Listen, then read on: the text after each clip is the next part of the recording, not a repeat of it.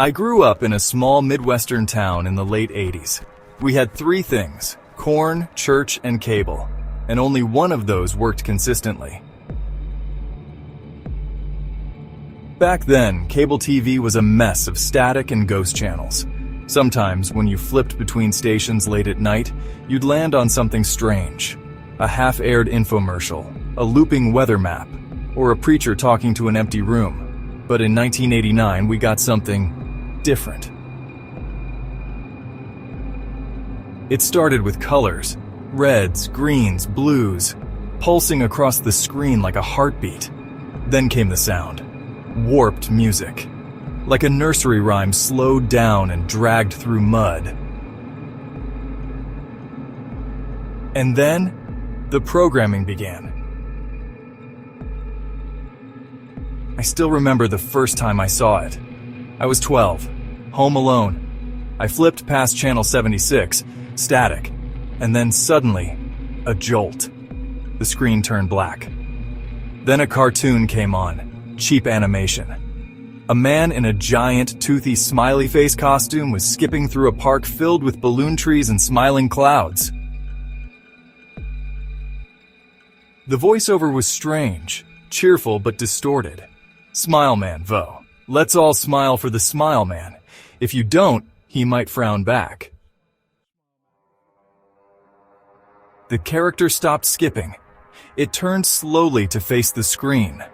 The masked smile widened with a wet, stretching sound, like something tearing beneath the latex.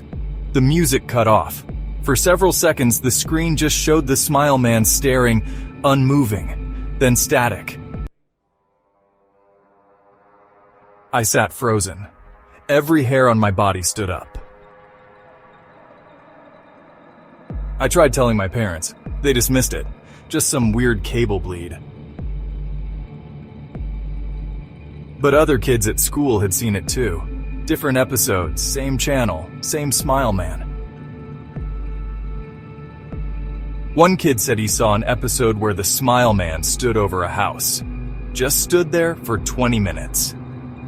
Then a door opened, and a scream was heard. Another swore the Smile Man said his name, his actual name, and told him to come outside. I know, it sounds like a campfire story, but it spread. Kids started staying up late to catch Channel 77. Some taped it on VHS. Others claimed they heard it even when their TVs were off, that if you listened carefully in the static, you'd hear the Smile Man humming. Then came the first disappearance. Kevin Lawrence, age 11, lived 2 streets over. One morning, his mom went to wake him up and found only static playing on his TV. No sign of forced entry. His window was open, and his sneakers were sitting by the bed, neatly placed. The police found nothing.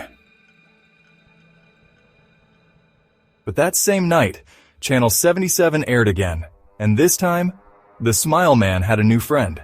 It looked like a boy, same age, same hair, but off. The skin was too pale, the eyes too wide, and the smile... Someone at school said it looked like Kevin. After that, kids stopped talking about the channel. Parents started unplugging TVs at night. Some even got rid of cable altogether. But I couldn't stop thinking about it, so I started recording. I kept a tape in the VCR every night. Eventually, I caught it again and again. Each broadcast was worse. One showed a suburban street at night, filmed from a low angle, like something crawling. Another showed a living room, identical to my own, but the clock ticked backward, and the shadows didn't match the furniture. One tape simply repeated the phrase, "He sees you when you sleep," over and over, in a voice that was almost but not quite my father's. I tried to show the tapes to others, but every time I did, they were blank. Only when I watched them alone did the images return. One night I woke to static. I hadn't turned on the TV, but there it was, glowing in the dark. The Smile Man was standing at the end of my street. I recognized the houses. He just stood there, staring at the screen. Then, slowly, he raised one arm and pointed. The tape ended. My room went cold. The VCR spit out the tape without being touched. I moved out a few years later, got far away from that town. I still have the Channel 77 tapes. Can't bring myself to throw them out. They're blank now. At least, I think they are. But sometimes, if I fall asleep with the TV on, I'll wake to static and a familiar hum. I used to be a ham radio enthusiast, not the cool kind, the sits alone in a garage surrounded by dusty equipment kind. I liked the mystery, tuning into random static and catching glimpses of voices from far-off places, air traffic control, old Morse code beeps, even emergency broadcasts. It felt like eavesdropping on forgotten corners of the world. But then I found station 191.6, and everything changed. It was late, 2:14 a.m. I was scanning frequencies, trying to chase down a strange number station someone on Reddit had posted about. Instead, I landed on a faint signal, 191.6 FM. No call sign, no identifiers, just sound. At first it was barely anything, a low hum buried in static. But after a few minutes the hum began to pulse like breathing. It didn't sound digital, it sounded organic. Then the whispering started. Not voices exactly. Mouth sounds, like someone wetting their lips before a word that never came. I recorded a minute of it, saved the log, and shut everything down. But that night, I couldn't sleep. Over the next few days, I kept returning to 191.6. The broadcast changed, subtly, then significantly. The hum grew louder, the whispers became more coherent. Numbers, phrases, nonsense at first, then pieces of language that didn't make sense. The spine remembers. Crushed bone sings loudest. We are not in the walls, we are the walls. I posted a sample on a private forum. One guy replied, "You picked up the tower." I messaged him, asking what he meant. His response was short abandoned relay tower in the woods north of Meadow Nook, built in the 60s, no longer listed. If you're hearing it, it's found you. The message was deleted 5 minutes later. His profile too. I didn't sleep for 2 nights. The whispers kept running through my head. I'd hear shortwave tones in the fridge hum or static in my fan. So I did something stupid. I got in my truck and drove to Meadow Nook. I didn't expect to find anything. But 20 miles into the forest, past a broken logging road, my radio picked up the signal again. Clear now. No more whispers, just the hum, and layered beneath it, what sounded like sobbing. I followed the signal strength, old-school triangulation, until I saw it. A metal tower, half-collapsed, looming above the tree line. Vines wrapped its base. The satellite dish on top was cracked, barely hanging on. At the base was a rusted door. It opened too easily. Inside was a stairwell spiraling downward into darkness. The walls were lined with decades-old analog tech. Dials, meters, reels of tape. Dust floated in the beam of my flashlight like ash. One console still worked, lit by a green monochrome screen displaying a phrase that updated every few seconds. Signal active, awake, listening. I heard a click behind me. A reel-to-reel recorder had activated on its own. Tape spooled across the machine. From the speaker I heard my voice. I shouldn't have come here. I hadn't said it. but it was my voice. Exact tone, exact pitch. I stepped back and realized the hum I'd heard was louder, now pulsing through the floor, like a heartbeat coming from below. I ran deeper into the station. The hallways were wrong. They bent slightly, like the angles didn't obey geometry. Rooms appeared, then disappeared when I looked again. I saw a control panel that had hundreds of tuning knobs, all stuck in place, many labeled in languages I couldn't read. Then I found the monitoring room, dozens of old CRT screens, most were off, but a few played grainy footage, a man sleeping, filmed from above, a woman pacing in a bathroom, timestamp next Thursday. One screen showed me standing in the hallway just outside that room. I turned, the hallway was empty, but when I turned back, all the screens were now showing me, every one, each version moving slightly differently. One smiled, one tilted its head, one stared into the camera with black static-filled eyes. Then the signal cut out, the room went black. When I woke up, I was lying just outside the tower. It was morning. My truck was parked in front of me, engine cold. No signs of footprints, no lights. My radio was fried. When I woke up, I was lying just outside the tower. It was morning. My truck was parked in front of me, engine cold. No signs of footprints, no lights. My radio was fried. I drove home. But the signal didn't leave. Now I hear it in everything. The buzz of streetlights, the rumble of planes, the tone when a call ends. Sometimes I wake up and find my radio on, tuned to 191.6. Last night it was playing a new message, return, final transmission pending. I destroyed the equipment, burned the tapes, but I still hear it. And last night, one of my CRT monitors turned on by itself. A message displayed in green text across the screen. Signal lost, awaiting host. I used to think I was just being paranoid. You know, the feeling that someone's watching you when you're home alone. The way you second-guess a shadow in the corner or double-take when you pass a mirror. But now I know I wasn't paranoid. I was being watched. And it all started with those tapes.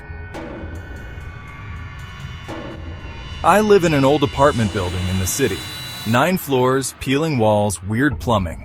The kind of place where everything smells faintly like burnt toast and radiator heat. Rent was cheap, that's all I cared about. One night I came home late, cold, tired, hungry. I unlocked my door, stepped in, and tripped over something. A small black box, no label, no markings, a VHS tape. Just one word on it, handwritten in red Sharpie Super 6B. My unit number. Now, I don't even own a VHS player. But the weird part? I didn't think to throw it out, I kept it. Left it on my coffee table. Something about it itched at the back of my brain. Later that week, I asked my neighbor Danny, a film junkie, if he had a VCR. He lit up.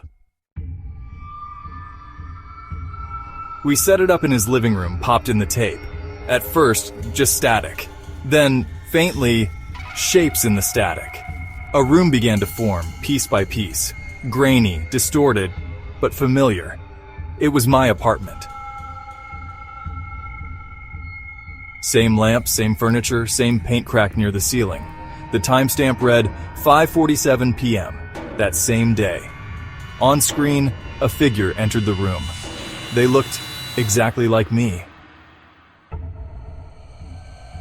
I laughed at first.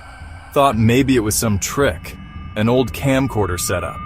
A prank, maybe?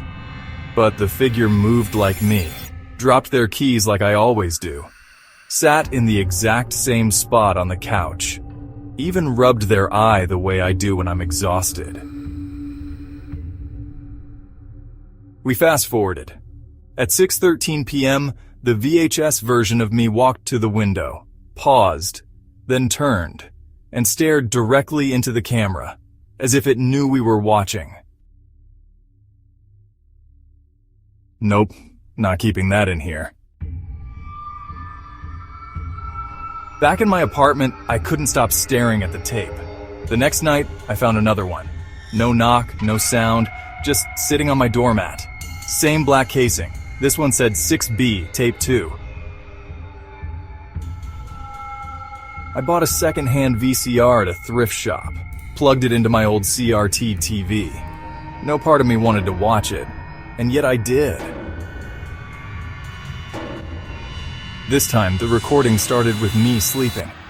Camera angle was from above, like it was mounted on the ceiling. My eyes were closed. The room was dark. Then the figure appeared again. They stepped into frame from the shadows. It was me, or something trying to be. Same clothes, same hair, but the face, subtle differences. The eyes didn't blink. The mouth didn't move naturally. And when they leaned in, looking down at me, the tape cut to static. Over the next week, I received 4 more tapes, each one more disturbing. One showed my bathroom mirror fogging up, but no one inside. One showed a dark version of me standing in the hallway, staring at the front door, unmoving, for over an hour. One showed a split screen, real me on the left, copy me on the right, mimicking my movements perfectly, until it did something I didn't. That's when I started hearing things, scratching behind the walls, shuffling in the hallway outside at 3 a.m. Once I passed my mirror, and my reflection kept walking. I brought the tapes to my building manager. She said no one else had complained, that I was probably just watching too many weird movies. So I did what any terrified, exhausted person would do. I tracked down the former tenant of 6B, found her through a real estate thread. When I mentioned the tapes, she went quiet. She only said, I moved because one night I saw myself walk into the building and I was already inside. They're recordings of what's about to happen. Burn them before it finishes copying you. The next tape arrived the following morning. This one had no label. I nearly threw it out, but my hands moved on their own. The video started with static, then a corridor, then me, but not here, not in my apartment. It showed me standing in a dark room filled with monitors. Each screen showed another version of me, distorted, twitching, looping movements like corrupted video files. And in the center monitor, I saw myself sitting on my couch, watching this exact tape. I stood up, heart racing, but the me on the screen did not. He just sat there smiling, and then he blinked, and I felt my body seize, like something grabbed my spine from inside. The TV shut off. The room went dark. I couldn't move for 15 minutes. Now there are no new tapes. Instead, my apartment has started to change. Corners seem deeper than they should be. Shadows stay longer than they're welcome. And last night, my TV turned on by itself. It showed my face. But I wasn't smiling. The version on screen whispered something. I leaned in, and it said, "Copy me. We're almost finished." I don't know what it is, but I know this. I don't think I'm the original anymore. If you heard the signal too, tell us what you saw. Like the video, leave a comment below, and subscribe to The Quiet Void before the next transmission begins.